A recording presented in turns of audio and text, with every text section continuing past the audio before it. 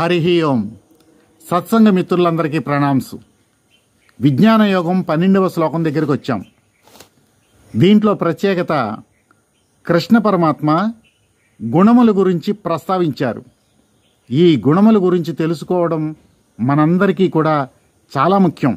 ఎందుకంటే వ్యక్తి వికాసానికి కానీ ఆధ్యాత్మిక ఉన్నతికి కానీ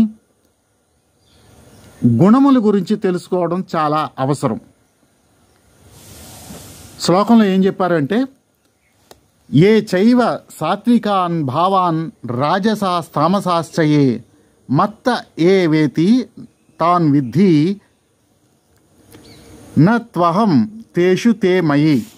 అంటే గుణములు నా వలన ప్రకాశిస్తున్నాయి, కానీ నాలో గుణములు లేవు అని చెప్తున్నాడు కృష్ణ పరమాత్మ. దీనికి ఉదాహరణగా సూర్యుడు పుష్పాలను తీసుకుని చెప్పుకున్నాం. పుష్పాలు వాటి గుణానికి అవి ప్రకాశిస్తున్నాయి. ఆ గుణములు ప్రకాశించడానికి కారణం సూర్య భగవానుడు అయి ఉన్నాడు, కానీ సూర్య భగవానుడిలో వాటి యొక్క గుణాలు లేవు. అయితే ఈ గుణం అనేది 3 రకాలుగా ఉంది: సత్వగుణం, రజోగుణం, తమోగుణం. ఈ మూడింటి యొక్క ఫార్ములా, ప్రతి వ్యక్తికి ఆ ఫార్ములా మారుతూ ఉంటుంది. ఆ వ్యక్తి యొక్క ఆహార విహారాదుల్ని ఆ గుణాలు నిర్ణయిస్తున్నాయి, బుద్ధిని నిర్ణయిస్తున్నాయి. అలాగే విషయ వస్తువుల్లో కూడా గుణం ఉంటుంది. ఉదాహరణకి ఒక శబ్దాన్ని తీసుకుందాం, దాంట్లో గుణం ఇన్వాల్వ్ అయి ఉంటుంది. సత్వగుణం అధికంగా ఉన్నటువంటి శబ్దం శ్రావ్యంగా ఉంటుంది, అది సంగీతం.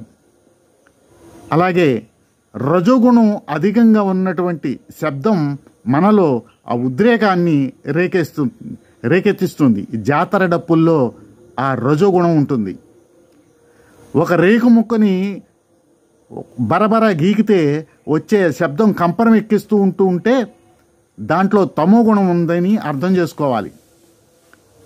అలాగే ఆ గుణాలకు సంబంధించి అనేక విషయాలని భగవద్గీతలో మున్ముందు చర్చించారు.